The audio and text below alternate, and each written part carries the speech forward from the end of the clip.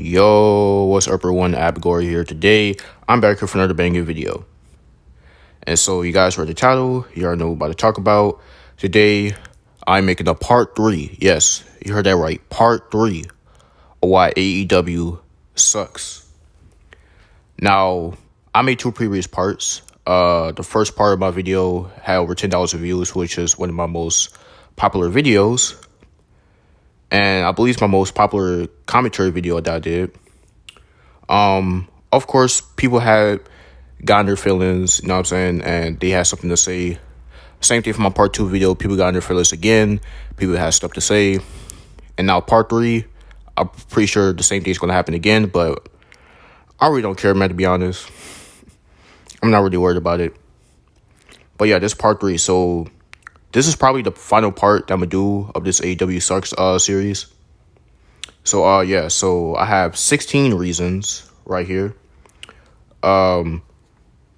16 reasons. So most of these reasons are things that I haven't mentioned before, so it's going to be new reasons on here that I haven't talked about before. I mean, obviously, there's still going to be, like, reasons, like, I mentioned before, but it's going to be more, like, explanation to it, so, yeah. But, yeah, anyways, let's get right to this list. So, reason number 1, low ratings. Yep, it's the same number 1 as part 1 and part 2, and same thing as part 3, low ratings, man. Like, the ratings for these shows have gotten so bad, like, really so bad, man, and it's sad for me to see because, like I said, man, like, I wanted AEW to improve, like, I wanted them to succeed, but no matter what they do, they just can't get high ratings, man. And this is on any show, for Dynamite, for Rampage, for Collision, for anything, man. And they had like 4 shows, included Battle of the Belts. That was like a few weeks ago. Like, all that stuff combined, all those shows combined in that week was around like 2.2 million. 2.2 million, and they still could have beat SmackDown. So it took them 4 shows in that same week to have the same amount of numbers as SmackDown, which is 1 show. Like, that's ridiculous, man. That's absolutely ridiculous. So, they have all these people then you guess you could rely on, and the ratings is still low on this show. So, yeah. But let's move on. Reason number 2, there's no in-ring psychology. No in-ring psychology, bro. Like, the things that the wrestlers does in the ring just makes no sense at all. Like, there's all these false finishes and stuff. There's like 12 million finishers in a match, bro. Like, it does not make any sense. Like, there's no in-ring psychology at all. Like, what you having all these false finishes for? Like, bro, what's the point? It literally makes no sense for you to have all these false finishes. And for that 2 out of 3 false tag team match, I'm going to get to that match a little bit later on. But, yeah, all these false finishes and, all these finishers in a match. Like, bro, it's called a finisher for a reason, y'all. The finisher, when somebody hits a finisher in the ring, it's supposed to finish the match. It's not really about what the move is. Not really. It's about finishing the match. When somebody hits the finisher, it's supposed to finish their match. That's supposed to be a wrap. One finisher, that should be a wrap. But nope. All these people care about is long matches and all this stuff. And you see all these people putting on these long matches for the fans to see, obviously, because they love that so much. And, it gets to a point where it's getting repetitive. You know what I'm saying? So, yeah, no in-ring psychology. They need to work on that a lot. Yes, a lot, man. They need to work on the in-ring psychology because there's literally no in-ring psychology at all. Like, there's none. Reason number 3, there's been no character development. Literally no character development, bro. What have you seen the wrestlers done to improve their characters? Besides, face turn, heel turn. I mean, like, the only person that I can really think of that's, like, really, like, advancing their character is Jack Perry. Because he turned heel a few weeks ago. And, he's the FEW champion. He's the first one to beat Hook. And I see what they're doing with his character now. And I don't hate it. No, I don't really hate this thing at all. What they're doing with Jungle Boy. He could work on his promo a little bit more. His promos aren't the best. Obviously, he still could work on his promo. But other than that, he's fine. He's cool. As a heel now. I'm kind of excited to see how this heel character goes. But other than that, what other wrestler have you seen?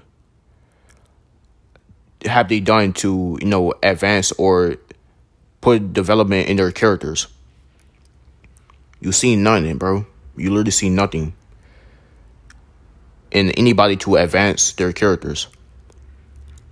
Literally, there's been no character development, bro. Nothing. All right. Reason number 4. They claim to be sports based. How in the world do you claim to be sports based?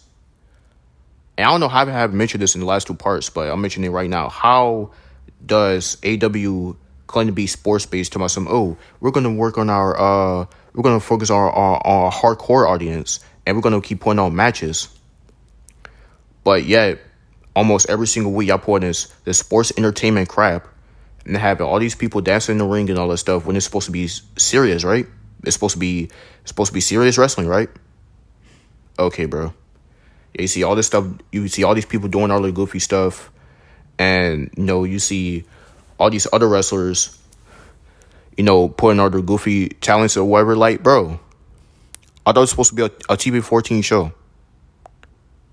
I thought this show was supposed to be edgy, but I guess not, man. Oh my god. All right. Reason number 5: wrestlers being marks on social media.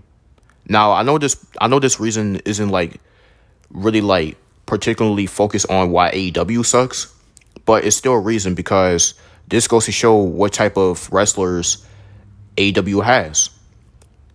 AEW has wrestlers that literally cry on social media because they can't take criticism. And that's like one of the main problems with AEW wrestlers. They cannot take criticism at all. No matter what you do, you're always going to get hate, no matter what you do. But obviously, these people can't take criticism. Like, for example, Britt Baker. I heard her complaining a few days ago on social media because, a lot of people were saying that she can't wrestle, which is true. She still can't wrestle. After that horrible match that she had on Dynamite, man. And, that goes to show, she still has charisma, don't get me wrong, but in ring wise, no, she cannot wrestle. I'm sorry, she cannot wrestle. And people were saying that a lot on Twitter, and she was complaining. She was complaining about the things that people were saying to her. And it goes to show how much of a mark she is, man.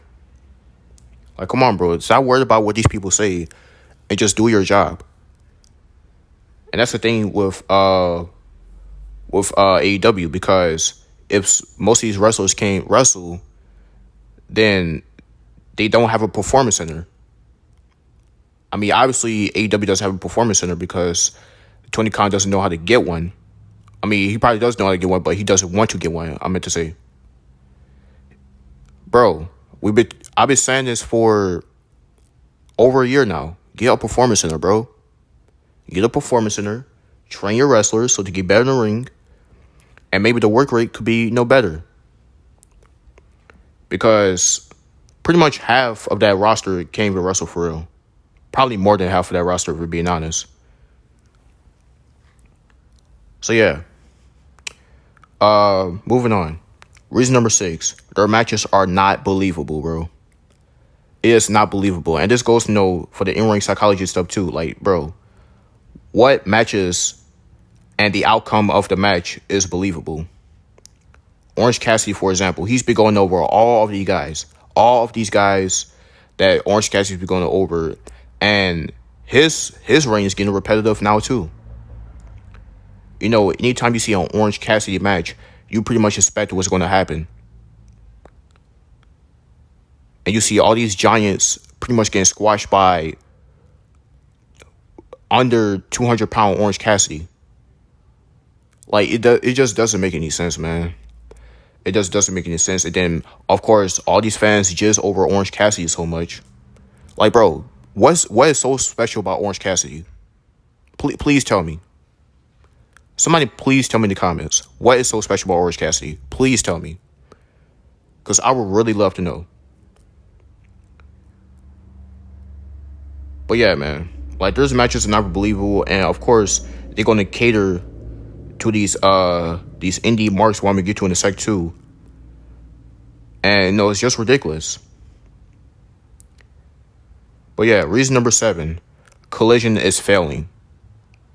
Yes, their new Saturday show is, Collision is tonight, though, but their new Collision show is failing. The show is failing, man. And like I said, I gave praise, to Collision on my Collision video, saying, like, it's the show still has potential to be good. The show is getting booked better than Dynamite, in my opinion. But come on, man. To be honest, this show is really failing, bro. It's really failing. And the thing is, tonight, since you have like UFC or boxing matches tonight or whatever, I don't watch that stuff, but yeah. I've seen the build up to those. So if those matches are tonight, then the ratings for Collision, oh man, looks like, oh my God. I'll pray for Collision tonight, man. It'll still probably do the same numbers that it usually does.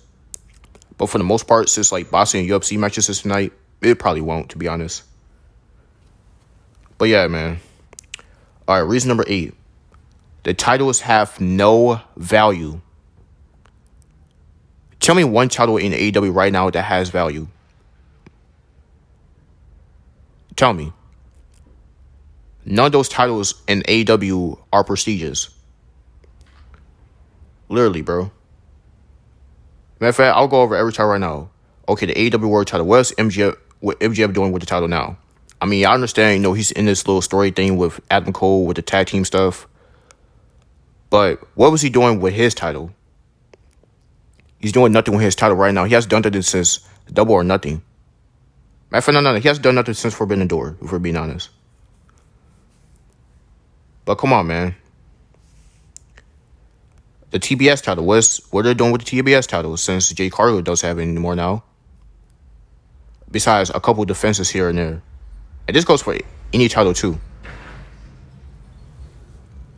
TNT title, they pretty much stopped giving up on the TBT title, bro. They pretty much gave up on the TBT title. They pretty much stopped carrying on that title because the title, it already lost its value a long time ago. Like I said, ever since Sammy Guevara first won the title, that's when the title lost its value in stock. So TNT title, they've been stopped caring about the title. So yeah, our Atlantic title, I said this earlier. Orange Cassidy is being booked like freaking Roman Reigns on a good day. I don't know why. It's getting repetitive at this point. The trios titles, okay, they're literally doing nothing with the trios titles. They're literally doing nothing with those titles. What are they doing with those trios titles? That's what I'm saying. Like, Tony, you want to add all these championships into the company and stuff. You're not even doing anything with it. What's the point of adding a championship? You're not going to do anything. Makes no sense. Like, come on, bro. And then the tag team titles. Okay, the tag team titles, they're kind of doing something with it right now, but it's still losing its value too. And then we got the AEW Women's title. What is Toni Storm doing with that title? Nothing. Nothing, bro, because Tony wants to book this outcast group, which is a jobber group, by the way. And you're booking them like the Judgment Day right now, bro. Like, bruh. What's the point? Literally, what's the point, bro? This literally makes no sense. Like I said, the championships, it has no prestige, it has no value, and literally never anybody cares about those titles. All right. Okay, reason number 9, the win and loss record. The win and loss record is dumb. It's dumb because in the wrestling, win and losses don't really matter. It doesn't matter. As long as you're charismatic and people care about you and you're decent in the ring, that's all it takes, man. That's all it takes. Let's look at Kane, for example. Kane, he lost a lot of matches in his career. A lot of matches. And his career turned out to be pretty good. He's trying to be the Hall of Famer. But no, you want to have, people like Hook and Jay Cargill saying that, oh yeah, I have an undefeated record, so I'm automatically the best. Like, nah, bro. Nah. Of course, their records got broken this year, when they lost their titles.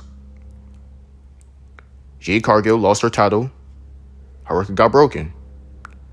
Hook lost his title. His record got broken. So, like, the one who lost record, bro, it could go half and half, but for the most part, it doesn't really matter, man. It doesn't.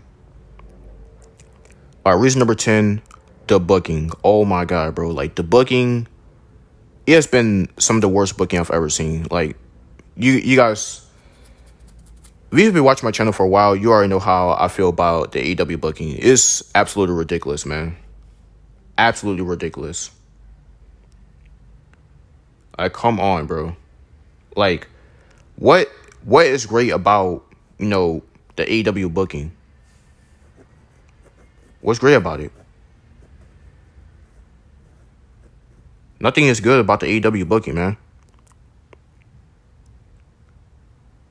And for, the TNT title and stuff, I forgot to say this earlier. Yeah, why is Christian Cage holding the title that he didn't win? How does that make sense? Like, come on, bro. Was you in that match with Wardlow? No, he wasn't. Like, bro, this is why I understand AEW, man. Oh, my God. But, we're just going to move on, man. All right, reason number 11. They cater to the smarks. They cater to these smarks, man. And when Cody was in AEW, I believe he said something like they want to cater to the more hardcore fan base and they don't need casuals or something like that. Like, bruh. I mean, he will understand that casuals are like the only reason that these companies really make money for real. Because the casuals don't really watch everything. I mean, don't really like watch the shows for real. They just like, they check out what's happening on Instagram or Twitter or something like that. Maybe Facebook or something. And they just check on there instead of watching the actual show. The only people that's watching the actual show is the smarks. That's why AEW's ratings has been so low. Because the casual fans don't care. Yeah, so I think as soon as Cody Rhodes said that stuff about they don't need casuals or something, yeah, that was pretty much done for. That was pretty much done for, man. Like, oh my God, bro. Like this stuff has gotten so ridiculous. For them to cater to the smarks and for them to have all these indie work rate people. I mean, smarks, all they really care about is work rate. That's all they care about is work rate. Work rate does not matter. In all of wrestling, work rate does not matter. Especially since you want to be TB14 and you say that you want to be more hardcore, right? Okay. Anyways, moving on to number 12. The matches go on for way too long. Literally.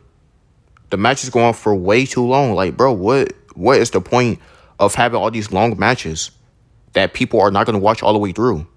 How are people watching these matches all the way through? These matches be like 40, 50 minutes long and people be watching those matches all the way through? How?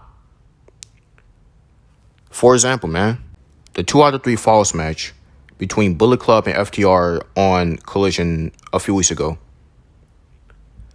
Now, I didn't watch the match, but I did check it out. But Mookie S. Goldie hit me up and, and he told me about this match. I was like, you know what? Why not check this match out? And oh my God, bro. This match was almost an hour long. This match pretty much took up half of the show because Collision is 2 hours. So the first hour is just this one match. And it was a 2 out of 3 falls match. A 2 out of 3 falls match should not be 50 minutes long. Especially if it's a tag team match. Like, the max I'll probably say for 2 out of 3 falls match is probably like 30 minutes. And that's it. But the reason why this match was so long was because the in-ring psychology, man. It had all these false finishes. Dude, they was using all these tag team finishers and stuff, and they kept kicking out. Like, why, bro? Just why? Like I said, when you use a finisher, it's supposed to finish the match, not keep it going. So, what was the point? That's why the match was so long. Like, you have all these long matches like your New Japan. And that's why I can't get into New Japan, because their matches are just, it's just, competitive. Well, not really competitive, but like, repetitive. And, easily after a while, if you're watching that one match, you could easily get bored. So it doesn't make any sense, man. But yeah, reason number 13, the Owen Hart tournament. This tournament literally makes no sense at all. Makes no sense. This year for the tournament was pretty disappointing. Because you literally had CM Punk and Ricky Starks in the finals. And Ricky Starks won the whole thing. And it was an 8-person tournament too. And it's way shorter than last year. Last year everybody was on AEW here when they like Adam Cole Britt Baker won because couple goals, right? Nah, bro. Nah. Like this on her tournament stuff literally makes no sense at all. And you're naming a tournament after a guy who's never been in the company before because, he died, in the 90s. He died way before AEW wasn't even thought of. Nobody knew what that stuff was, bro. Like, come on, man. So I think they just scrapped this tournament altogether. And I mean, if you guys want to make a tournament after somebody, name it after a person who's been in your company. Probably like Brody Lee, for example. I'm not saying they can't do tournaments, but if you guys really wanted to do a tournament after somebody, just do it after Brody Lee or something, man. Because this makes no sense. Like, oh my God, bro. All right, reason number 14, the women's division. I haven't talked about the women's division in the last 2 parts, but I'll mention it right now. The women's division is just bloated with people, mainly from the indies and WWE people, because they're hype. Really, none of these women really doesn't have any talent for real, and they can't really wrestle. Britt Baker, she can't wrestle. Ruby Soho, she's green as hell. I mean, yeah, even though she's been in WWE, she was wrestling there. How do you get worse of a wrestler in AEW? And that goes for Saraya too. Like the women's division, man. Oh yeah, Nyla Rose. Of course, y'all let the transgender woman or transgender man be in the women's division. And y'all let her be the champion too. Like, bro, what's the point? I mentioned this in my last video. It was done for them. I know this was a couple years ago, but still, it was still done for them to put a women's championship on a man. That was so dumb. Whoever was booking the women's division at that point, at that time, man, they had no idea what they was doing. And then he beat Rio for it. Rio, a Japanese jobber. So come on, bro. Like they need to fix the women's division, man, because the women's division, and this is why people don't really care about women's wrestling for real. People don't really care about women's wrestling like that because, like, look at the women's division. It's not good. I mean, you could say the same thing for WWE too, because they don't got that many women on the roster, especially on the main roster. But for this, it's just the same thing every week, man. It's just the same thing, and they have limited amount of time on the shows too. This goes for all the shows. At max, they'll probably get like 5 minutes of TV time, and that's it. This goes for all the women on the show. Either that, or they're not being used on TV at all. So yeah. All right, reason number 15. They have no draws. No draws.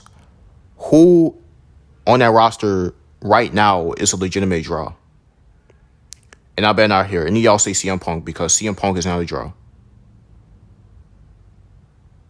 Because it's been proven many times in the past that CM Punk is not an actual draw. For example, maybe if you don't believe me, I'll give you a couple examples. When he was champion in WWE, we had that long title reign. He was drawing people away from the product, if we're being honest.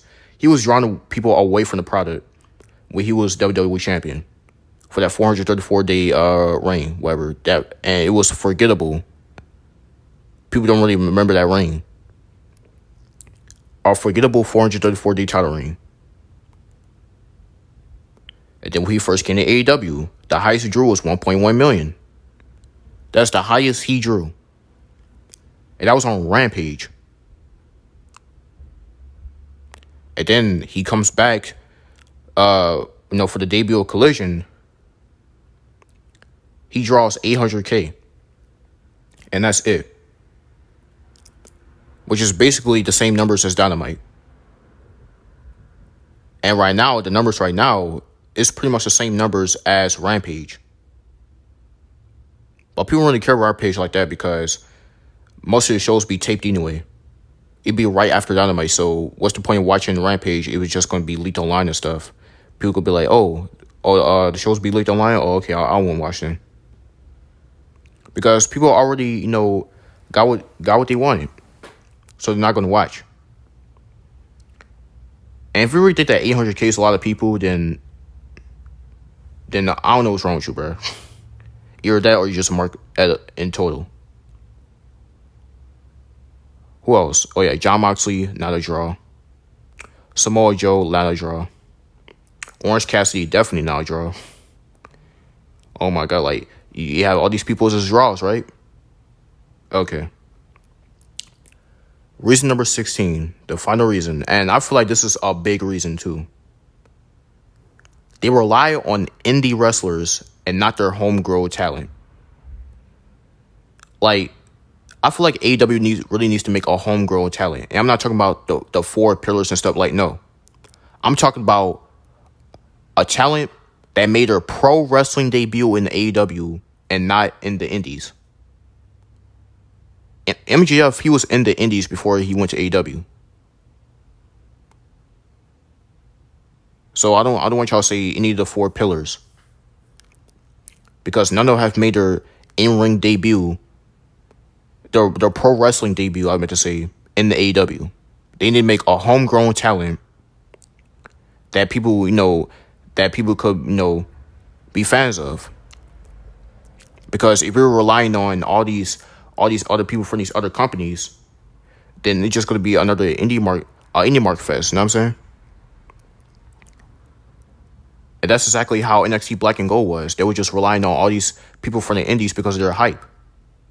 There was relying on people like Finn Balor, Shinsuke Nakamura, Samoa Joe, Tommaso Ciampa, Johnny Gargano. All those people, man.